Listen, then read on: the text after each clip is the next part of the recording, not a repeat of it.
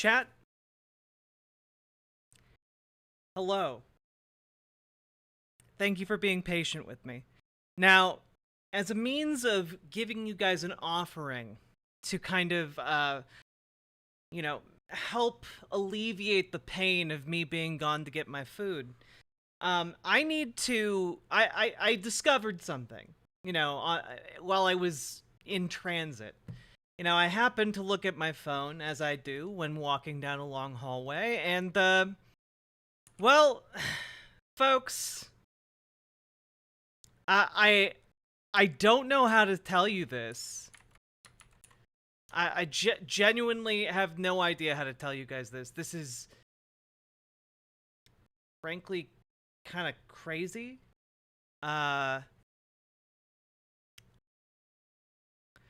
Cenk Uygur announced that he is going to run for president on Breaking Points today. He went on the Breaking Points show with Crystal and Sagar and talked about how he is going to run for president. Now, I have to preface this by saying I haven't watched the video. We're going to watch it right now. I have no idea how that will work because he was born in Turkey. As far as I know, my understanding was he was born in Turkey and then moved to the United States when he was like 10 or something. Which means you can't become president. You have to be, I believe one of the requirements for being president is that you are born in the United States. What party? I don't know. I just saw he announced that he's running for president. Here we go. An auspicious day here at Breaking Points. We have a very special guest joining us in studio, Cenk Uygur. He is the creator of The Young Turks and also author of the brand new book that we have here, How Progressives Are Going to Take Over the Country and America is Going to Love It. Oh, I skipped the main title, which is Justice is Coming. So, indeed. All right, yes. there we go. Justice is here right now. All right. Yes, you have arrived. Justice has arrived. It's great to see you, Cenk. Thank you so Good to much for see you joining guys. us. I know See you you, went through some lengths with the red eye and all that to be Yeah, able to so we get here, and appreciate we're it. really grateful. No problem. Thank you. So before we get into the book, any big hot takes from the debate last night? Is Doug Burgum going to surge into 0.6% of the vote? What do you think? Well, I actually kind of like Doug Burgum. I thought he made some practical points, had actually done some things in his life, and he was the only one that was actually trying to be substantive. Okay, having said that, no, he will not surge to 0.6. So look, I've got a similar take as a lot of folks do. It was a mess, and it looked like the kids' table. They're constantly talking over each other. Yeah. They're running for second. Although I thought DeSantis was a little strong last night, stronger than he normally is, with weird smile and all. Yeah. I But think he's a little better than the first Yeah, debate. and you in got the my most opinion. speaking time. So, yeah, True. Yeah. yeah. But all that notwithstanding, both Democrats and Republicans don't really know. No, Lily loves stuff. You have to be a natural-born citizen of the United States. I think in McCain's case, he was born in Panama when Panama was still a U.S. territory. So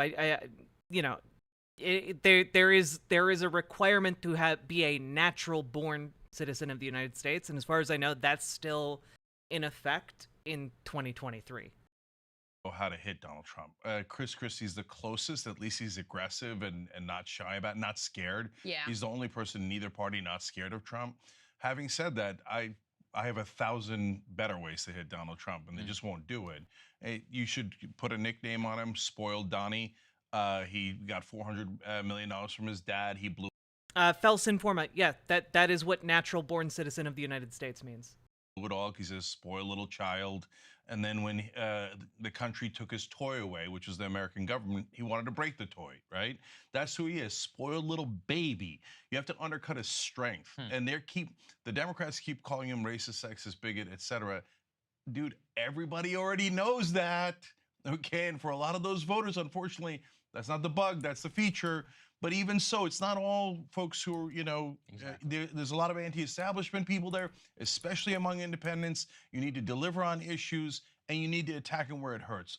He's a terrible businessman. He's weak, insecure, a baby. Again, I have no idea if his parents were U.S. citizens when he was born. Okay, I have no idea, but it would be somewhat surprising if they were, considering he was born in Istanbul and was raised there for 8 years. But maybe. I don't know. I'm just saying, seems like a weird play. Undercut his strength instead of constantly feeding into he's too strong. Oh, that's a terrible way of attacking him. Well, that's tough because a lot of Republicans love Trump, and they don't even. I mean, anything that codes that way, they're going to say is liberal. But I'm curious actually about why you decided to write this book in the middle of the Biden era, and what you see as the justice coming, how the progressives are going to take over in the middle of an administration, which has probably been middling from your guys' perspective. So why do you think that this is the tide going in that direction? Yeah, so I'm really worried about 2024, which we'll probably get into in a second. Yeah, for sure. But after 2024, it's all us. I explained in chapter 6, this is not false hope. It's backed up by overwhelming data. So the young are incredibly progressive. The top Republican pollster, Frank Luntz, has his toupee on fire. Yes. He's like, they're coming. And I show in the book, even states that Bernie Sanders lost in 2020, he wins with crushing margins for under 45. Under 45, is it really still young? And this election is going to be under 49. And by 2028, it's going to be under 54. And then we've got a majority. And so we could win a Democratic primary and we could win a general election. So it's actually, all we have to do is make sure that we don't snatch defeat from the jaws of victory. There's no question we're going to win in the long run. It isn't about race. It isn't about sex. It isn't about gender identity. It's about age. We have the young on our side, and it is a tsunami. But we just can't lose democracy in 2024, and that's why I'm really worried about Biden. Interesting. How is this different from the arguments that were made about the quote unquote coalition of the ascendant and the idea that, you know, demographics are destiny and therefore, you know, the Republicans are going to be vanquished and then we end up getting Donald Trump. And it turns out, you know, Latinos have been shifting. Democrats still win Latinos, but there has been a notable shift there. There's been some shift, even more marginal among Black voters and Black men in particular. So isn't it a little bit too triumphant to assume that these demographic groups that support progressive values and tend to support Democrats right now are just going to continue to vote in the same way that they have historically? Yeah, so those are great questions. So there's a couple of very important differences. So first of all, Democrats took those minority demographics for granted. Yeah, okay. So just looking into it a little bit, 2009, there was Ankeny v. Governor, and the Indiana Court of Appeals reaffirmed that persons born within the borders of the United States are natural-born citizens, regardless of the citizenship of their parents. But then a clarification to that interpretation happened a year later, with a three-judge panel of the U.S. Court of Appeals for the Fifth Circuit held that natural-born citizens can lose their citizenship if their territory of birth later ceases to be a U.S. territory, because the case involved a Philippine-born litigant who could not claim U.S. citizenship on the basis of his parents, who had lived all their lives in the Philippines because they were born while the Philippines was U.S. territory prior to being given independence. Yeah, so birth in a territory, which is, again, why John McCain, the clarification around John McCain listed, like, military base is, like, a valid, like, place to be born and still be a U.S. citizen. It's pretty messy. But then later this wound up being challenged in 2012 due to all of the Obama birtherism. They challenged Barack Obama's presence on the ballot, saying that he wasn't a natural-born citizen because while he was born on U.S. soil, you also should have two U.S.-born parents. But the Supreme Court, not the Supreme Court, but the court basically ruled no, you don't need two natural-born parents to claim citizenship or natural-born status. So, yeah. They're like, oh, Black people and Latinos are always going to vote for us. Right. We don't actually have to deliver for them. So, for example, this time around, bare minimum was voting rights, and then they didn't do voting rights. Right? They didn't even really try to do voting rights. They almost never deliver on those things. Joe Biden's delivered on about 20 to 25% of his agenda, but not nearly good enough. You have to, and you see the discontent in African-American media, like Charlemagne and others, et cetera. Latinos now trumps up to 42%. So just saying, hey, you're Black or you're brown, vote for me is not good enough, right? But for young people, they're not going to all of a sudden turn around and hate gay people, hate black people. Their identity is usually set, as I explained in the book, meta studies show between the ages of 14 and 24. And once it is set, it does not change. So they're not going to randomly turn into hateful folks or corporate politics. It's not going to work. In the old days, and here's another giant part of the puzzle, it's us. Okay, Breaking Points, TYT, etc. Because mainstream media is on the precipice of capsizing. Yes. Yeah. Because their costs are now higher than their revenue for a lot of television. Okay, so when they capsize, they're already bleeding viewers, and their viewers are on average about 70 years old, Yeah. right? So now, guys, I've underestimated that before. I underestimated it in 2020, and I'm honest about that. It turns out those older voters were still ascendant and control the Democratic primaries, and they're brainwashed by Joe Scarborough and mainstream media. And so that was a very powerful force and has been for a long time in this country. You can't underestimate it. But by 2028, it is a completely different ballgame, both in media, which is everything, and in the age demographic. But all throughout, though, one other giant difference. When corporate Democrats go, okay, you have to vote for us because you're black or brown, right? But then they don't deliver. But progressives say, no, we are going to deliver for you. We're going to deliver on paid family leave, higher It's okay, minimum Kyrie. wage, Thank you for the 3 relieving gifted tier student 1 debt, subs. public option, Medicare for all, you name it. We actually mean it. So who's our standard bearer? Has been for a long time, is Bernie Sanders. And everybody knows, whether you like him or not, whether you agree with him or not, he's probably the most honest man in American politics in our lifetime. I think even the right wing knows that, and definitely independents know that. I'm not saying Bernie's going to run again, but our standard bearer He's is not, honest, and the other dude. guys have Trump and corporatists. So They're not going to win the young doing that. Yeah, let's get into that. And that's why it's interesting. You've been talking a little bit about Joe Biden. Let's put this tweet up there on the screen. Now, for example, you say Biden is losing by 10 points in this poll. Even if it's half wrong, it's still an epic disaster. The Democrat has to win the popular vote by 5 to win the Electoral College. Right now, Biden is 15 points behind where he needs to be. Wake up. Now, you mentioned Bernie Sanders. I believe Bernie is, what is he, 82, 83? Probably, in my opinion, he Josephine shouldn't run, Lysian. at that point. So you talked about standard bearers, but there doesn't... from an outsider's perspective, I don't see a standard. To be 100%, Joe Biden's polling right now is terrible. However, I think a lot of this is going to shift against Trump due to like his legal woes, just constant legal woes.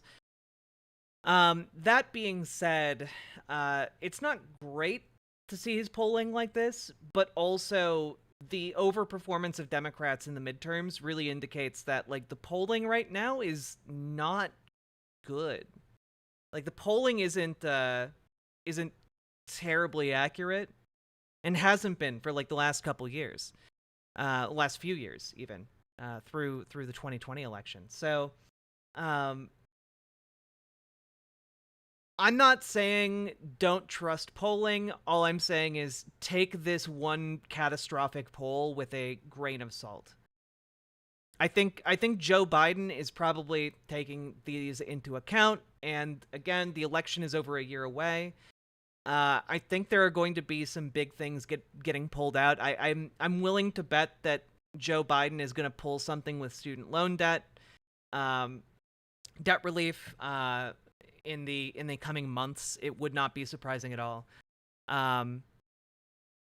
So we'll see what happens. Standard bearer in the progressive movement. I've seen a lot of fracturing. There's a lot of fighting going on. There's a lot of different theories of change and all that. So how if you want to mount a challenge to Biden, what does it look like? Give us some actual names of what that would be, and then the fights that would ensue within that. Yeah, so first of all, I agree with you. Yeah. Bernie's got age issues as Biden and Trump does. And not only that, I love Bernie, but he just doesn't like to fight. He doesn't like to fight other He Democrats. doesn't have that killer instinct. Yeah, and you can't win if you don't Yeah. fight, right? You got to make your own case. That's the same problem Biden has. He just never makes his own case. So, look, guys, what's going to happen is yeah, but not all student debt qualifies for save payment plans, and also, again, the save payment plan doesn't necessarily forgive debt unless you have unpaid debt after 10 years, which is not the same as immediate debt forgiveness like a lot of people were expecting. Like it's not as flashy or interesting, and then you also have to contend with people being deeply unhappy that they have to resume making loan payments on astronomical amounts of money. That, frankly, they don't have the faith in the government that they're not going to have to repay all of that. The student loan payments have been so murky and like constantly changing that like the faith that the save plan is going to stick around and like actually have a meaningful impact is low. Now, keep in mind, some of the people who qualify for this plan will have effectively $0 repayment plans, which would be great, but again, not everyone qualifies for those plans. It's like something like 20% of the people who were previously having their loans completely forgiven like qualify for save plans. It's not great. It's not great. It's better than nothing, but it's not great for a large majority of people who were previously covered by student debt forgiveness. One strong populist progressive is going to rise, and they're going to capture the country with lightning speed. Interesting. So right now, do we have that? Not really. And so why do I say that? Well, look, if you want to be the strong leader, you got to step up. That's what strong leaders do. They don't go, well, Biden didn't give me permission. Hey, fat guy named If you're worried Tiny. about Biden giving you permission, you ain't it. Yes. Okay, I'm sorry. Now, having said that, for 2024, the progressive vote is almost gone, right? So there's only one, like, it's so bad, I seriously considered running because nobody will do it. For God's sake, it's a golden opportunity. The guy's is in the 30s in the polling. We're whistling past the graveyard. He's going to lose. He was at 52 when he won in 2020, and he won by a razor-thin margin of 44,000 votes in the Electoral College. Now, 15 points lower. We're just kidding ourselves. It's a disaster. The handwriting's on the wall. He's going to lose. So at this point, soccer, give me anybody. Give me anybody. Give me Andy Beshear in Kentucky. Give me Governor Shapiro in Pennsylvania. I'll even take Whitmer, okay? Okay, I don't care. Anybody but Biden, because it's not personal. I don't mind Biden. I would prefer someone more progressive, et cetera. But at this point, it's not about that. We've got to win. Is democracy on the line or isn't it?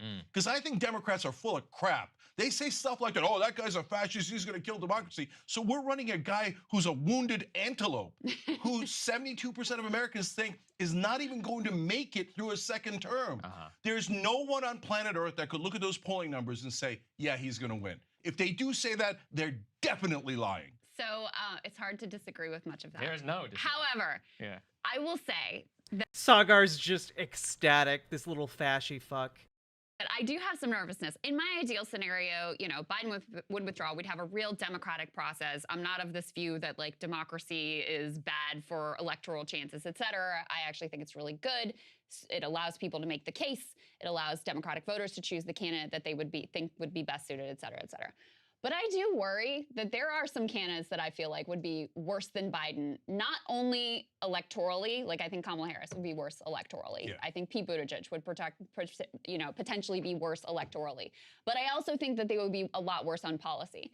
Because even though I have a million criticisms of Biden that we talk about here all the time, on labor issues with regard to the National Labor Relations Board, on the fact that he went to the freaking picket line, first president in history, he is better than the Obama Democrats in some key ways. I mean, they've tried to do industrial policy. That's been a significant step forward. They haven't done enough on the consumer side. They haven't done enough on the worker side, et cetera. They let all the social safety net stuff from COVID expire, and that's why so many Americans are feeling really stressed and struggling financially. But I can see a lot other options that would actually be worse, both on policy and on like being able to win and defeat Trump. Do you agree with that? No. You think Kamala would be better? No. So let me be clear. Okay.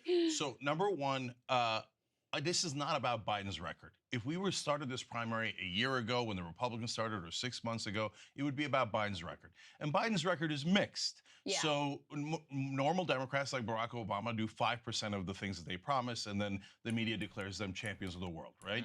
Biden has done about 20% of his agenda, which for politicians is a bit stunning.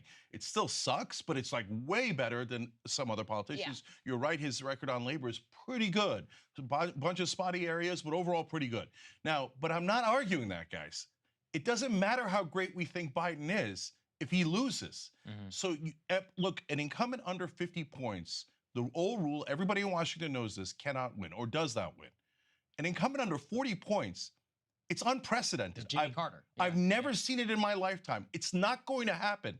On the day that he won with only 44,000 votes in the Electoral College in 3 swing states, he had a 4.5-point lead, not in a poll, in the actual vote, the popular vote. Right. So the Democrat needs a 5-point lead for us to feel a tiny bit comfortable about saving democracy. And Biden is currently losing to Trump. So I'm not having a conversation about substance at this point. I wish I was. I'm having a conversation about who can win. Now, this crazy thought that people in Washington have, they have all this mythology. And in the book, I break down all the mythology. In this case, though, the line is, well, if it's... By the way, just as an FYI, the polling that Cenk is talking about here is deeply weird, to the extent that some outlets like Esquire over here, right, published pieces like this. You'd have to be on mushrooms to believe Trump is beating Biden by 20 points among young voters. Like, if that was true, we would have a catastrophic problem, right? But there is absolutely no way young voters are going Trump over Biden by 20 points. There is no fucking way that is possible, right? Yeah. The way you know that it was an embarrassment is the Post story about the poll began telling us all why we should probably ignore it completely. The Post ABC poll shows Biden trailing Trump by 10 percentage points at this early stage in the election cycle, although the sizable margin of Trump's lead in this survey is significantly at odds with the other public polls that show the general election contest a virtual dead heat. The difference between this poll and others, as well as the unusual makeup of Trump's and Biden's coalitions in the survey, suggest it probably is an outlier. Also, too, looking at some of the support levels among different demographic and political groups also points to reasons for caution on this finding. For example, in the new poll, men favor Trump by 62% to 32%, a margin of 30 points. In May, Trump's margin among men was 16 points. Among voters under age 35, Trump leads Biden in the new Post ABC poll by 20 points. Some of the recent polls show Biden winning this group by 6 and 18 points. In 2020, Biden won voters under age 35 by double digits. Among non-white voters, the polls find Biden leads by 9 points. In 4 other public polls, Biden's lead among non-white voters ranges from 12 to 24 points. Again, like, the idea that this poll is representative when, like, you can compare it against the previous polling, there is nothing even remotely indicating the numbers found in this recent polling that Cenk is talking about. Oh. Come on. It's not Biden, and we go to the line of succession, and Kamala Harris is next. When the hell did we become a monarchy? Yeah. There's no line of succession. That's not a thing. It's a thing if something, God forbid, something were to happen to President Biden, then you have a line of succession when they're in office, but not in a primary. We're not the British royalty. Kamala Harris isn't anointed, neither is Biden, or shouldn't be. Right. And now people in media are freaking out a little bit. They're beginning to see I'm right. James Carville's freaking out. David Ignatius at Washington Post is freaking out. Yeah, James Carville, famously known for his good political takes. But they're frozen in amber because they're like, well, we have to bow down to Biden. I mean, what would the king say otherwise? And we're Democrats. We obey authority, right? No, we're Democrats. We don't obey authority, right? Yeah. And then they say, well, if we get rid of Biden, well, we have to go to the crown princess. But Cenk, on what planet? Unfortunately, a lot of Democrats do obey they authority. kind of I mean, agree that's what with we that. saw in 2020, right? I mean, that was the killer. Once the media was like, it's Biden, and if you want to beat Trump, you got to get behind Biden. We saw how quickly the dominoes fell.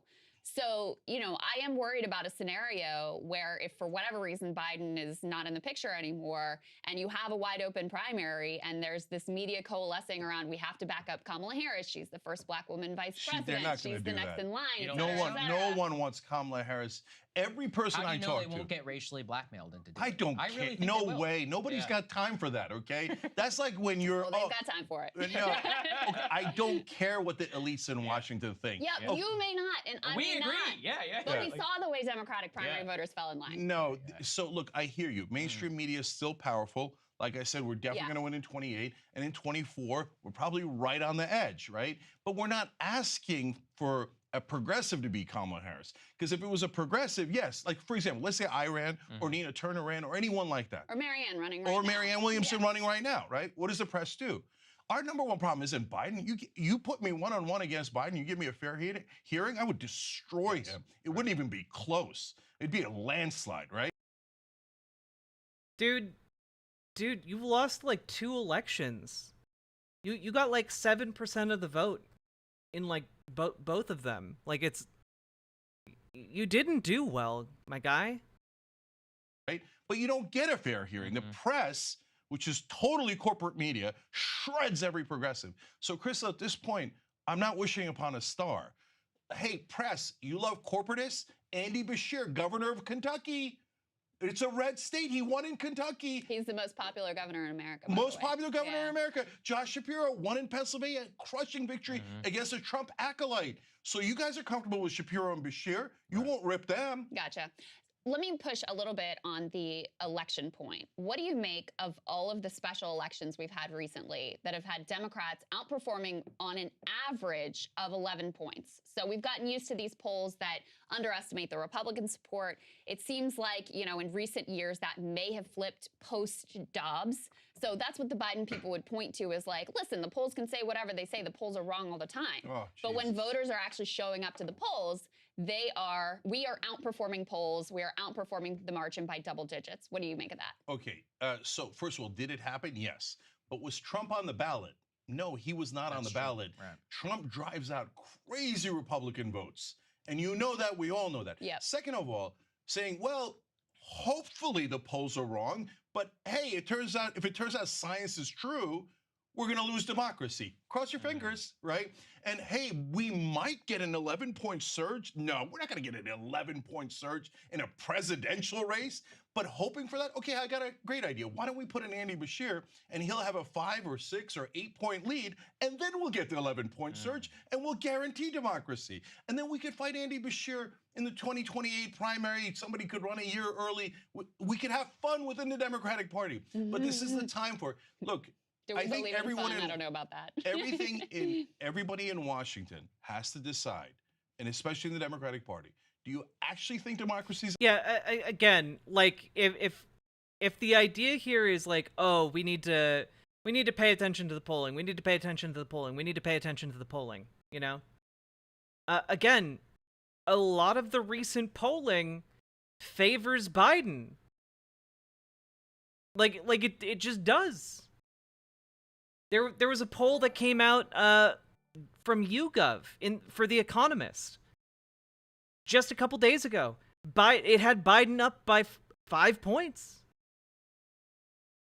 Now, if the argument is, oh well, you need to win by 15 points, well then yeah, that is arguing for better campaigning in the year we have left. We do not have the it's all great to sit around and be like, oh man, I wish we had someone who wasn't Biden. But we don't. We just don't have another candidate right now. So we have the candidate we have. What do we do about it? Sitting around bitching and moaning like, oh, he's just not good enough. Well, yeah, obviously. He's Joe Biden. So roll up your sleeves, put on your walking shoes. We got work to do. on the line? Because I do. I mean, Trump is talking about killing U.S. generals. The guy's a monster, a total maniac. He's talking about imprisoning his political opponents. He tried a coup last time. Fake electors, everything. This guy's definitely a dictator wannabe. Apparently, I'm the only person who thinks that. Because other Democrats are like, well, that's true. But on the other hand, we don't want to be impolite to Joe Biden.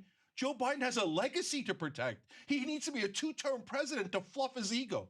Let's note for the record that Joe Biden is incredibly selfish. If I was in the 30s and I thought democracy was on the line, I would definitely step aside. Yeah, the actions don't match up with the rhetoric. My last question. By the way, the polling that has Trump up in a lot of the recent polling shows what would happen if Cornel West took like 6% of the vote. Or shows what would happen if Joe Manchin and Cornel West also ran in the general election. And like, yeah, if you're splitting the vote 3 ways, yeah, Trump is going to have a massive advantage there. You're splitting the Democratic vote that many times. Yeah, it's going to favor Trump. Yeah.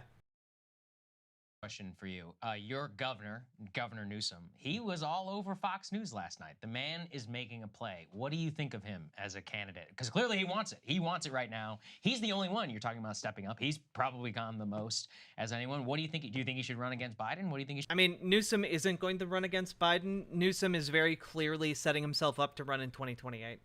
Do? Well, he's not going to Yeah. because he's a corporate Democrat. Yeah. So if he ran against Biden, I'm not a fan of Gavin Newsom, Yeah, but I would okay. but I would hold my nose. Okay. And at least he's young, he's dynamic, Right. he's out there fighting the fight.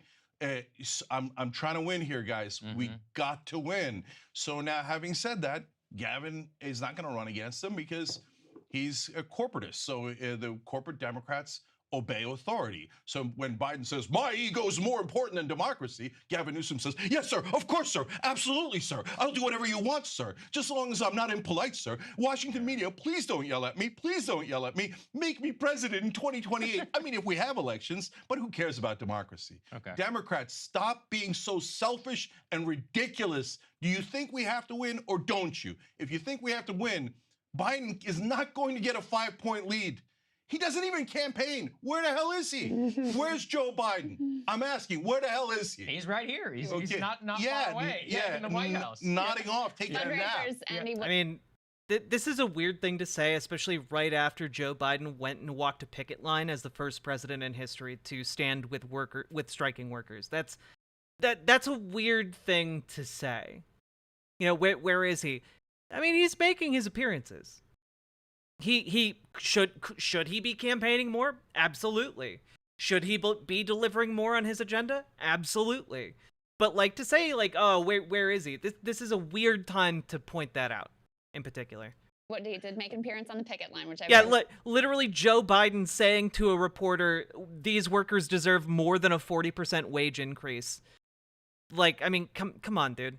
much appreciate. My last question for you, Cenk, is like, how hopeful are you that we could end up with someone other than Joe Biden as nominee? Like, do you think, because you say, yeah, I mean, because you say, listen, Gavin Newsom's not going to run against him. That goes for every one of the corporate Democrats. I mean, Gavin Newsom is the one making the most, like doing the most right now. And it's very clear he's not going to jump in this race against Joe. So do you think there's a chance? Crystal, we are definitely in an unsolvable riddle. Yeah. Because the corporate Democrats say, I will not disobey. I will always bow my head. Right. And the progressives say, well, I can't run. The mainstream media will destroy me. They'll destroy my life. They'll destroy my career, et cetera, right? Right. So how do we get past that? That's why I'm desperate enough to think maybe I should do it. And I'll tell you why. Because let's say there's somebody like me gets in the race. Yeah. The Democratic voters are dying for an alternative. They keep saying in every poll, for God's sake, give us someone else. Give us someone else. If someone like me were to get to 20 points, do you have any idea how quick Newsom and Whitmer would enter the race? So are you serious? You're seriously considering it? Like, Yeah, I'm considering it. Okay. And I'll tell you why. Why hasn't it happened? RFK Jr. is at 20%. You know, Marianne's at like 10%, something like that. No, but Right. RFK Jr., first of all, he's not at 20 anymore. He peaked at 20 for a brief moment until Democrats found out he's not a Democrat. Okay. Then he went. Then he dove down. Well, until he was caught on camera talking about Jews being behind like COVID. And Marianne got butchered by mainstream media. They made up things about crystals, etc. She was like a self-help guru for like decades. What are you talking about? They made stuff up. Her nickname in the last election cycle was Orb Mom or Orb Mommy. Like, what are you talking about?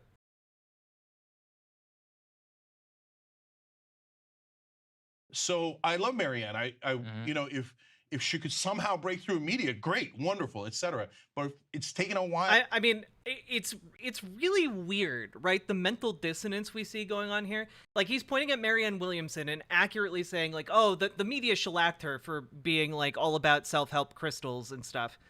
But then somehow not having the self-awareness to know that, like, he's run for office multiple times in the past and, like, got shellacked for his comments in the past about, you know, the Armenian genocide.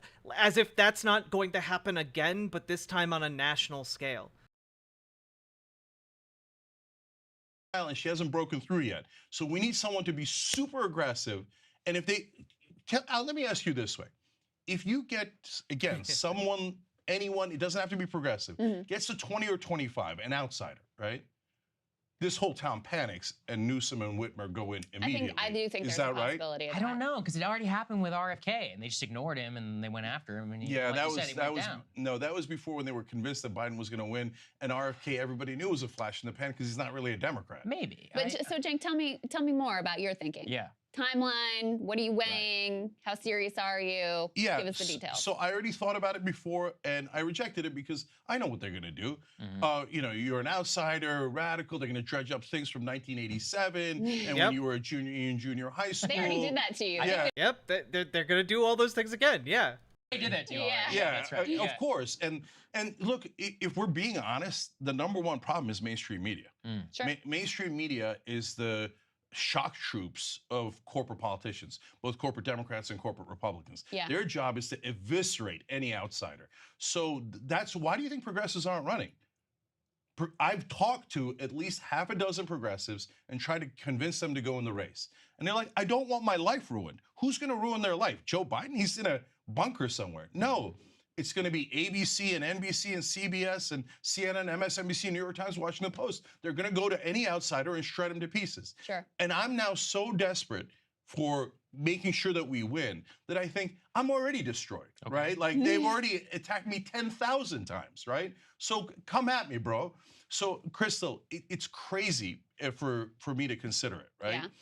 But that's Again, I do have to ask, how can he ignore the natural born citizen thing? Are his parents? I was under the impression he was born to a Turkish family, and his parents were like his dad was like a Turkish farmer. Like that was my impression of his life story. Is that inaccurate? Are his parents like Americans? I don't know how like he gets over the natural born citizen requirement for being president. That's the times we're in. If literally no one else will do it. It's insane. So I don't want to go quietly into that good night. And right now we are 100% on a track to go quietly into that good night. So what's the timeline, as Crystal said? So when are you going to decide? No, if I'm going to do it, if anybody's going to do it, they got to go now. Yeah. Well, announce it. Have you thought about staff? Have you thought about a plan? Have you reached out? I mean, we know, you know, donor networks, all those sorts of things. Have you started taking real steps? So if you're going to run a campaign this late, you can't go traditional, right? You can't be like, oh, I'm going to collect endorsements from politicians. Oh, and I'm going to build up my base tiny bit. No, you got to go and hope for a grassroots tsunami. The good news is when I ran for Congress, I mean, it was a tiny little race. We raised like 1.3 million in 3 months. I mean, if anybody can raise money, it's me from the grassroots, right? And I'm a successful businessman, if I might say so myself. I have some credibility in running things, managing things, etc. So have I reached out? Yeah, I mean, like for Ted Cruz's eligibility never became a thing because he didn't make it to the general election, right? But he argued that. He argued essentially that because his mom was an American citizen from Delaware, and his father was a U.S. resident, that meant that he was born to both of them. That qualifies him to be a natural born citizen. That's his line of reasoning, and that never wound up being challenged in the courts. So, there you go. The staff I have, okay? Now, the problem is everybody thinks, well, how the hell are we going to beat these guys, right? So if I go in, it's going to be threadbare staff, threadbare website, and we're going to see, is there momentum? Because if there isn't momentum and people go, no, Biden, even if he's in the 20s, I don't care. I don't mind losing. I don't mind losing. You're being impolite, which is totally possible, right? So if that's I think there's a decent. Why is the U.S. so weird about where people were born? Because their constitution was written 250 years ago by people who believed that you needed to be born in the country, and that has just never been amended. Contingent, though. I think that. Yeah, and if that's the case, then at least I left it all on the battlefield or whoever does it, for God's sake, don't make me do it. Like, have someone else run, right? But I can't get anyone to do it. And so I want to leave it all on the battlefield. And I don't want to say, well, like everyone else, I wanted to be polite. So we lost democracy because we thought it would hurt Mussolini's opponent's feelings, right? Does anybody remember Mussolini's opponent? I don't actually. Of course, even I should no know one that. does. Yeah. No one. I didn't say that natural born citizen was from the 14th Amendment. I'm confused. Does. Damn it. Yeah. Okay, because Mussolini ran him over, and he probably sat on a couch just like Joe Biden is right now. You guys, and I know how mad Democrats get, and I know how mad media gets when you point out an iceberg. But we did it before. We pointed out the Hillary Clinton iceberg, and then they said, you made the iceberg appear. No, you knuckleheads, it's right there. The country, the voters despise the establishment. And they're like, so let's pick the most establishment candidates we can, Hillary Clinton and Joe Biden. Guys, he barely won last time. There's no way he's gonna win now, let alone if Cornel West is in the race and Larry Hogan's in the race and these guys are in the race. Then there's no chance at all. So no, I'm not going quietly into that good night. So somebody better announce before I do. All right. Wow. Well, All right. me. Well, I never thought to ask you in your appearance if you were considering running for president. Yeah, I appreciate I know. I'm it. glad you made the news. Yeah, Yeah. absolutely. And guys, definitely check out the book. I think you will not be disappointed. It's very interesting, very thought-provoking, as are you always, Cenk. It's great to see you. And I said this to you privately, but I want to say it to the audience too. You were there from the beginning, helping us build at Rising, and we are always grateful to you for helping to build up. You're a true believer in terms of independent media, and that really shows. So thank you, Cenk. I've never Great forgotten to see it, sir. So thank you very much. Guys. I really appreciate you saying that. Absolutely. Yeah, it's our pleasure. We'll see you guys later. Hey guys, if I'm just honestly, I'm just flabbergasted. Like, we need to run a candidate who takes a big enough share of the polling that it convinces other more viable candidates to run. Seems like the most convoluted logic imaginable. All that it is going to do is it's not going to convince other people to run. Not even remotely. They're just going to crush you. That's how that would work. Wait, so he didn't announce his candidacy here? He announced that he was staffing up for a potential run. And either that he's planning to run in 2024 or 2028, and I don't know if that is a real thing that he said or not, but yeah, the name of this video is literally exclusive Cenk Uygur staffing up for 2024 run. So, it's a deeply unserious proposition. I don't understand the stance here. The logic doesn't seem to make sense to me. Like, this doesn't seem like it will effectively lead to a Democratic victory. It just doesn't. Like, if you honestly, like, going into 2024, the thing I was saying is you need a progressive candidate to run. Like, if AOC had announced that she was running a year ago, I would be fully on board that train. But, like, at this point, at this point, I don't see Cenk Uygur being, like, a serious candidate. I see him being, like, on par with Marianne Williamson at best. Like, I don't understand this. It doesn't make sense. It seems like it's predicated based on, like, flawed polling. And, like, frankly, the solution here is to do more work to organize more voters to turn out. Cenk got 1%. I think he got, like, 6 or 7%.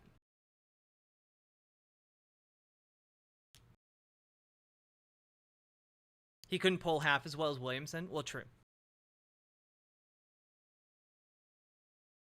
Again, that's why I said at best he would be on par with Marianne Williamson.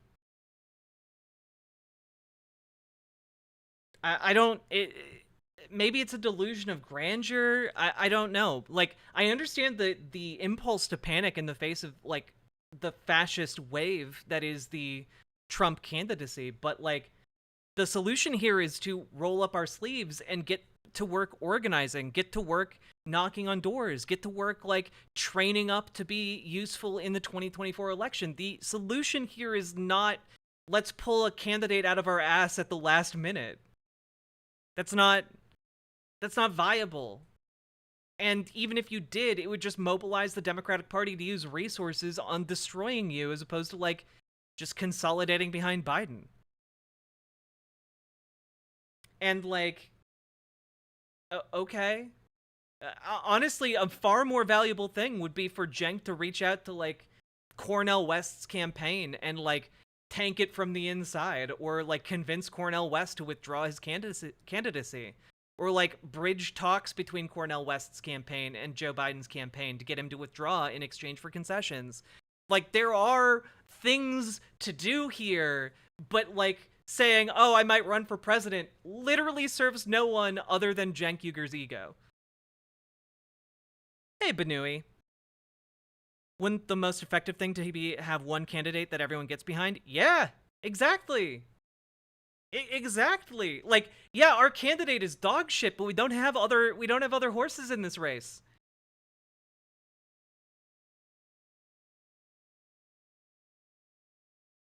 Yeah, like, I thought maybe he was talking about staffing up for the 2028 election, which would make more sense.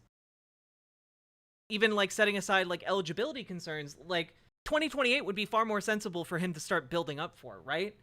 But again, what he said in this video, and the name of the video itself, is staffing up for a 2024 run. So like, clearly he's talking about and seriously considering running in this election cycle, and I just don't get it. I just don't get that. I mean, I don't know that I'd say Cenk is being very selfish. I think he's being very ego-driven, because I think what he was proposing was not running as a third-party candidate. I think he was proposing running as a Democrat in the primary, which would make more sense, but like, I don't see that being effective either, you know?